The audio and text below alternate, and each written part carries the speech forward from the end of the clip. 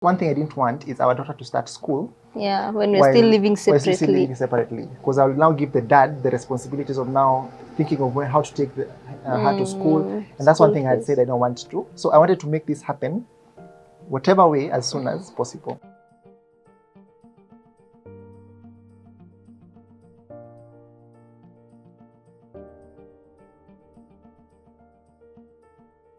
So September, that's when I proposed to her, and it 2022. And it was on a roadside at night. So on my way to work. On your way to work, she was working at night.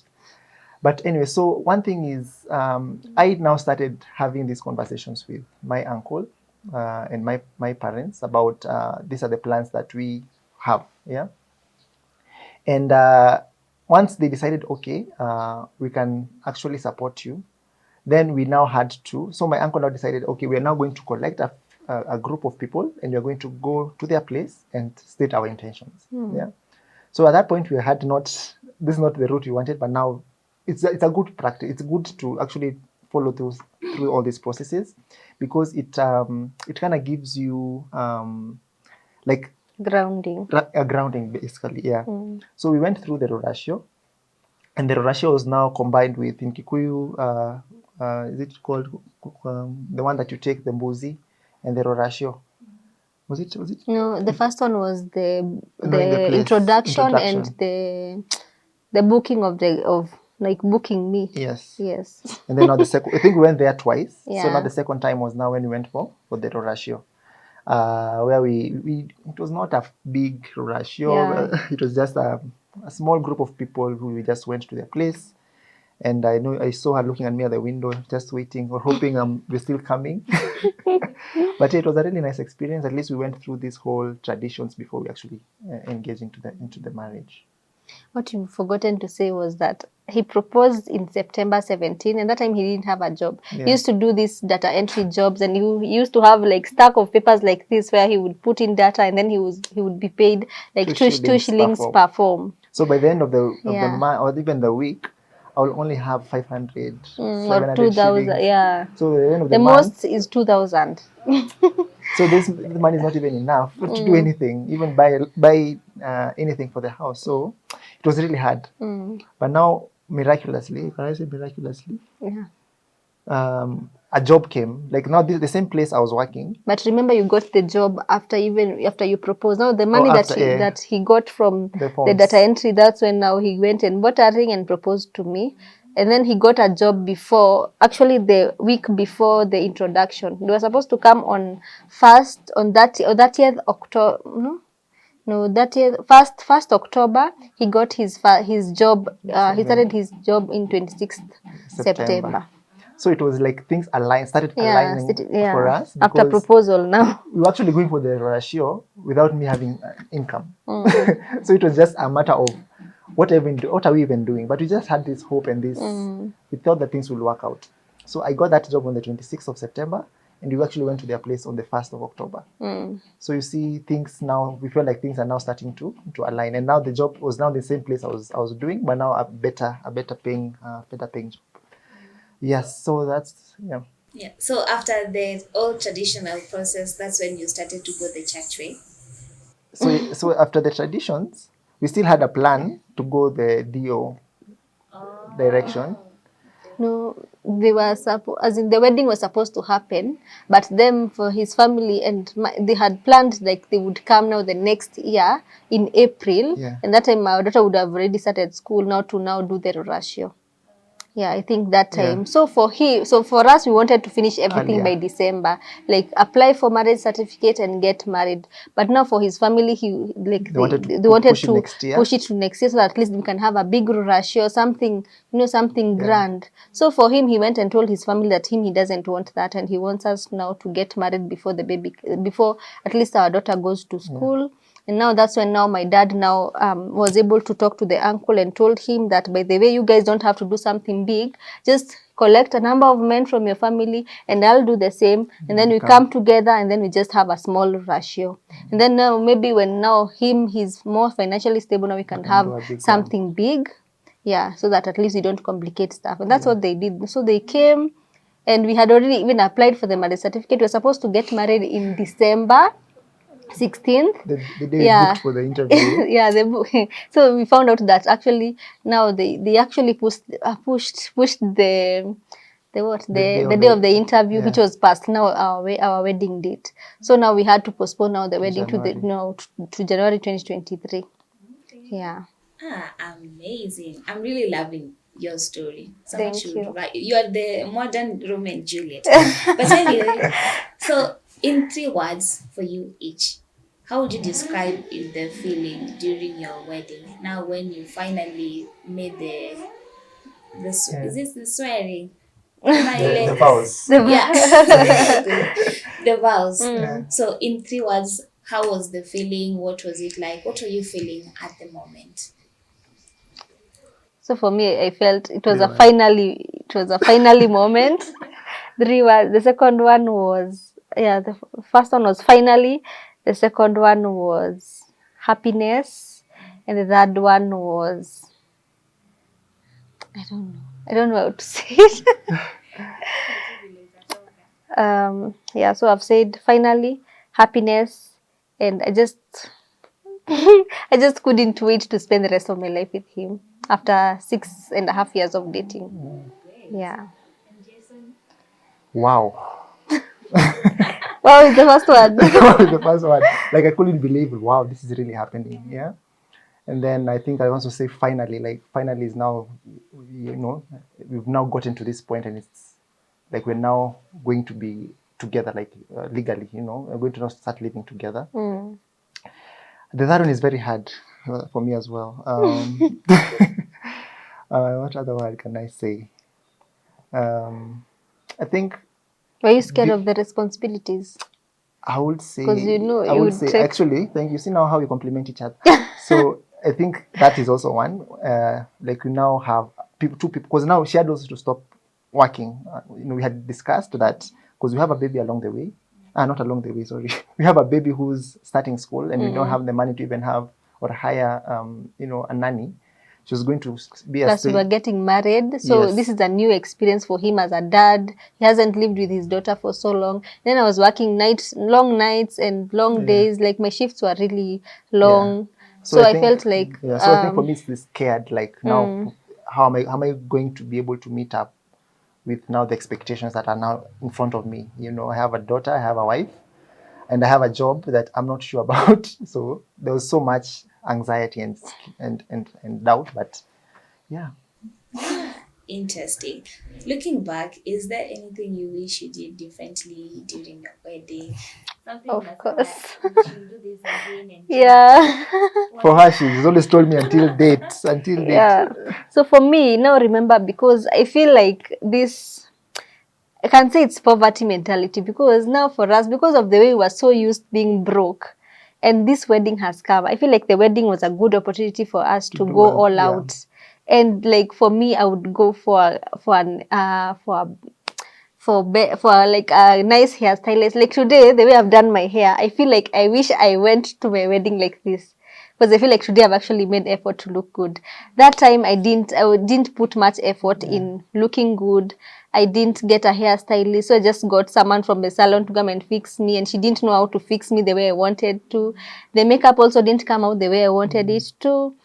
And I didn't even buy shoes for the wedding. I wore my mom's shoes. Like I took it so simple because I just wanted to get it over with. So I feel like I wish I put more effort in making sure that I looked good, I felt good about myself, and just live at that moment. I feel like I just wanted it to just get married and just get over it. Get over.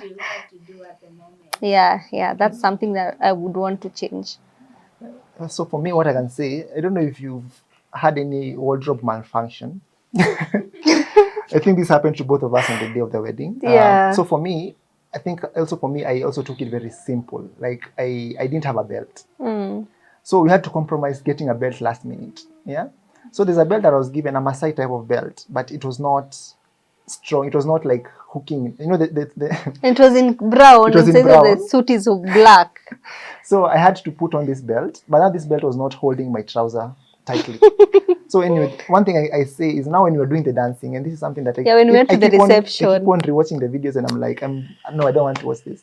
My trouser kept on falling, and the other thing is I removed my coat. You know, if I had my coat Yeah, on, and it the would have coat was hidden. really cute. The coat was in a mustard yellow, so I removed the coat because I was told it's very hot outside and you're going to be dancing a lot. So I had now my what's it called? Half coat. Half coat, and my trouser is falling. So anytime you're dancing, I'll just be like, you And then know. for me, So for her, my dress. her dress was now. So yeah, so for me, as we've said, this was a dream for us to get married. My mom was actually a designer, and she had gowns that she was selling. So there's this one gown that she had, and I had said that this is a gown I'm going to wear for my wedding, and I took it in Form 3.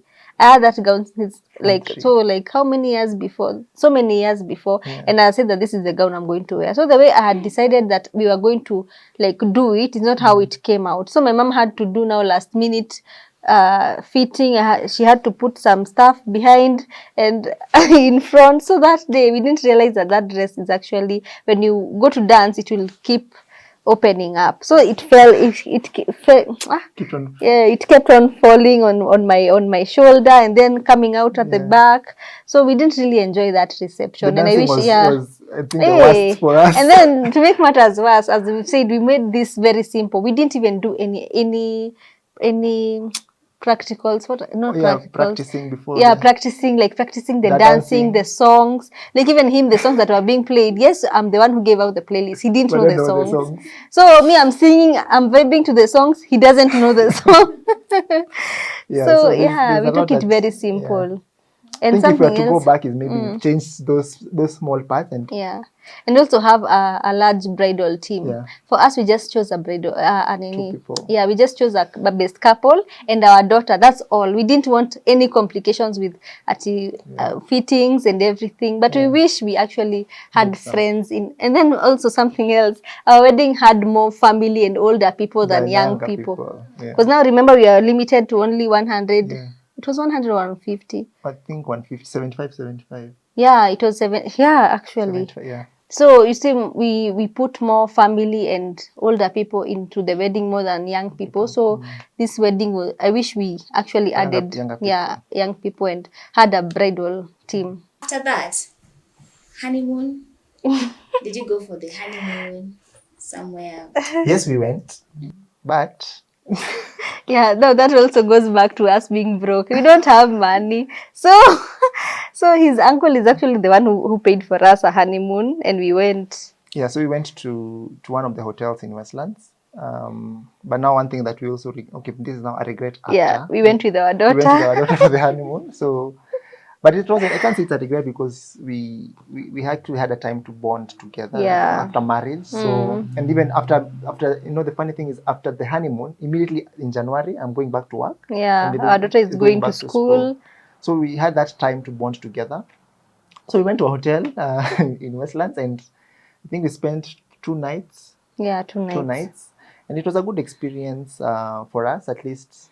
But we are planning to do a better type of adventure, like traveling somewhere else. Yeah. Maybe going to the coast or somewhere else. So I think the problem was, now we've had such a big, beautiful wedding on Saturday, then Sunday, and then Saturday, Monday, Saturday, Sunday, we are in a very nice hotel. We are eating breakfast and all that, and then we go back to our small bedsitter, where now we are starting life now, and we hadn't bought it. We only had a bed in that house, and we were gifted a cooker. That's the only thing that we had. So we had all the money that we were given during the wedding. We actually used it to pay school fees for our daughter. Because we're starting life. Yeah, we starting like immediately. We didn't have anything in the house, and the things that we had like the utensils we had bought in 2021 when he first lost his first job, because that time we had planned we are going to elope and just live together because life was not going well for us. Yeah. So that is all we had. So I feel like for our wedding, even after we got married, we didn't have the money, like even savings for us.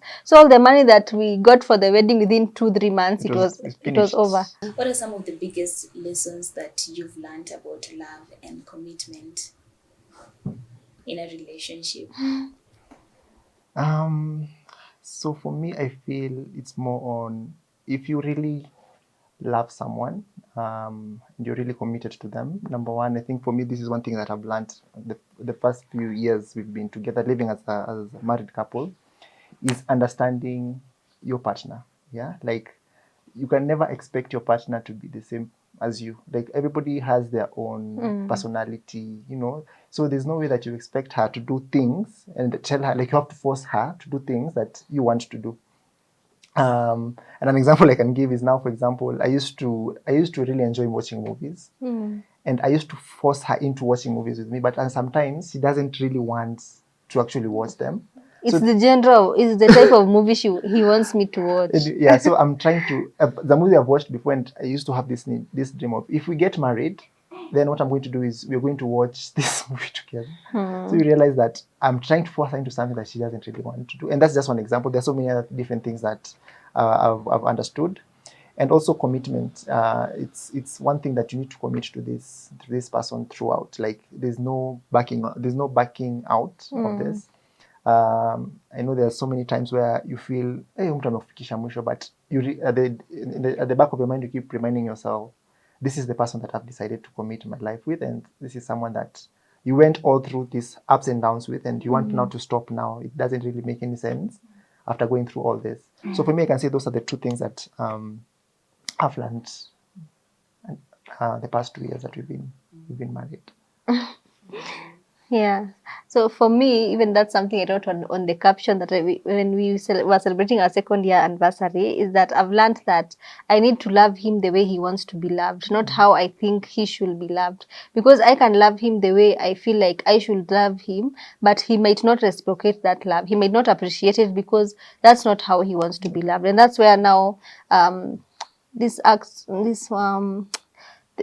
how is it called? This one's like words of affirmation. No. Love Yes, languages. now that's where now love languages come to be, because now you get to know what Love does language. he love. Like for him, I know that he really loves acts of service, and so I know that cooking for him, removing his clothes, like ironing his clothes, like removing now the clothes he's going to wear the next day, polishing his shoes, arranging the house, because for him he's such a organization freak. So every time he comes and finds something disorganized, he will tell me, hey, and he will start organizing. And he has come like from work, so I always do my best to like try and like love him the way he wants to be loved, because I used to think that because I love gifting, that is what he loves. But I came to realize that gifts are not really his love language, and he might not appreciate it the way I want him to, and then I will get disappointed. Yeah. So that's one of the things that I've learned. Second thing is that you need now, the way he was saying, you need to choose this person over and over again, despite what they have done. Because for us, we made a promise to each other. We said that if you're getting into marriage, there's no backing out. Like, not unless there's any infidelity or like there's any physical harm or anything. Those are the things that would make us leave. But other small things, we need to figure out we need to figure out how to solve them. And that if we are able to face those big things that we thought were big at that time, even right now, we can be able to face them together, as long as we are together and we see things the same way. And then also in terms of commitment, I don't think you can be disloyal to someone you love. So you have to love someone for you to be loyal to them. And you need to also see the good in them, and always choose to see the good in them always, even when you have disagreement. Yeah, so that's what I've learned. And also something else is putting each other first. Yeah. Even before family and even our kids or even our daughter, because we've realized when we put other people's needs before our own, we always end up like disappointing each other. And at the end of the day, when he pleases someone else and doesn't please me or put me first, he will still come home to me and he'll find a disappointed wife, he'll find a hurt wife, and that does not change anything. So he needs to discuss stuff with me first. I need to discuss things with him first. Yeah, so that's what I've learned. And maybe finances as well. Like now, Yeah. finances is one thing that will always. This is something that I've always been told, that finances are the number one killer of marriage. Yeah. And you realize that that's one thing that you need to discuss and find out a solution to. Like, if at all you're going to get to a point where you have nothing, is that the point where you're going to break up? You know, like that's what happens in most marriages. Like people, or if I don't meet her needs, all her needs, and that's what she had mentioned on the other point is, does that affirm that now we need to separate because I can't get to that point? So being able to manage our finances and understanding these are the priorities and these are not, and aligning together.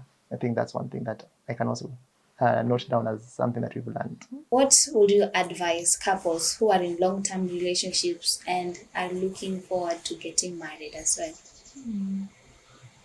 Okay, so one thing is the partner that you're with, you can never really, you can never really. One thing that I've maybe I can digress a bit is some of my friends are always skeptical about getting married. They always feel there's this perception of marriage that people have that is not the right type of.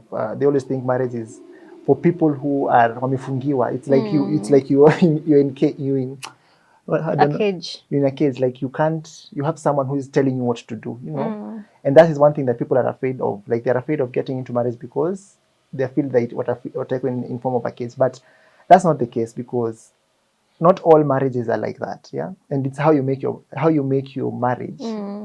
Marriage is how you make it basically.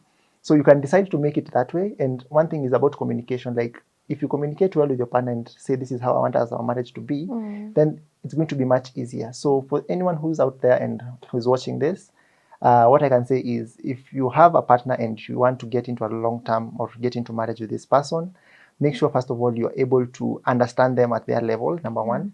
And the other thing is I can say is if you're ready to commit to this person, take them for who they are, yeah, and be willing to go the extra mile for them, and always make sure that this person you're going to love them forever, if I can say that. Like always put them ahead of everyone else, and always commit to them, and everything that you do, make sure that yeye ndo umechagua, because that's the decision you're going to make. So marriage is a good thing, honestly. For us, we have a struggle. It has its struggles, of course, but it's a really good thing because you're able to spend time with someone who you love and enjoy the company of. Jackie, do you have anything to add on that? To add to that? For me, I'd say that challenges will always come. Like challenges will always be there. So you should be ready to overcome them, but you will not overcome them on your own. You will overcome them with your partner, and that gives you more grace to actually look forward to even the challenges that will come. And something else that I've also learned, or I'll also tell them, is that all the vows that you make in marriage, they always come. Like all, and they are tested. So you need to be prepared for that. But that doesn't mean that you won't have good times. You'll have good times. You'll have laughing times, as long as both of you love and respect each other. Because one of the things I've realized about most couples, even on online relationships, most of them, they don't respect and love each other to a point where you can be loyal to this person and you're like I know some people always entertain other people. Like for me, it got to a point where remember I was being attracted to bad boys. So even it got to a point where I had to cut ties with all the guys that I was talking to so that I can commit to him. Because there's no way I will commit to him and still have other guys talking to me about marriage, other guys courting me, trying to get to me. Because at that time, it means that my attention is going to be undivided, because I'll still have doubts about him because this other person has some characteristics that he doesn't have. So I think that's that. And also accepting now and compromising some of the things that you can accept. Are there things that you don't like about your partner? Tell them. So, and if there are things that you cannot be able to live with when you get married, there's no need of getting married, because I feel like those things always come now to eat up your marriage. So I feel like you need to accept your partner the way they are and know what you can accept and what you can't accept. If for us, infidelity and physical abuse is not something that we can be able to live with. So for us, we've already known that that is something that if he does that or I do that, then that's the end of our marriage. So I feel like we should have now such communicate about your feelings, communicate about what you want in a husband, communicate what you want in a wife, and also have a list, and also turn to God and tell God, God, this is what I want in a man, this is what I want in a relationship, this is what I want, because God answers all your desires. Funny thing is that most of the things that I wanted in a man, I got from him. And some of the desires that also come as my dreams also come and benefit him. So like, for example, even this interview that we're having right now, this is a dream come true for me. But I have been able to bring it on to him, and now he's sharing the dream with me. So if it was someone who does not share dreams with me, or someone we are not able to align with, he would not have accepted to come, because he would be like, this is your dream, it's not mine. So that's something that I would tell them. So as long as you both align and you're both on the same page, then that's that. Yeah. Describe your love story in one sentence. If you were to describe it.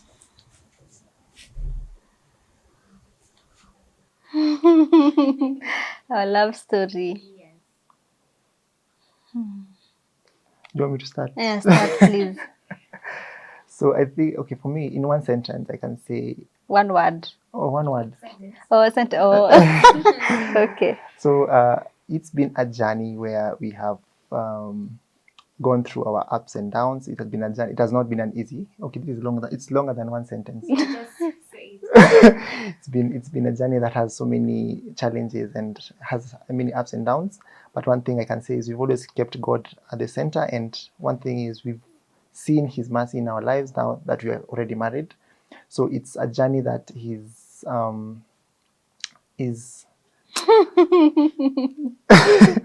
journey that has been a really amazing journey for us, honestly. Maybe that's what I can say. It's been an amazing journey, sharing life as dating this wonderful person over here and now having to do life with her. Yeah. Great.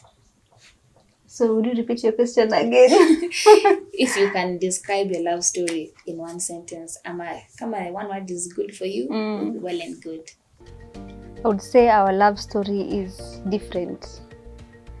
And it's my favorite because I have learned so much about myself, learned so much about him, and that I've also become more wise in my age. I feel like at 20, I'm almost 27, and I feel like I've lived so many years and gone through so much with one person, and I can't wait to spend the rest of our lives together and have more kids.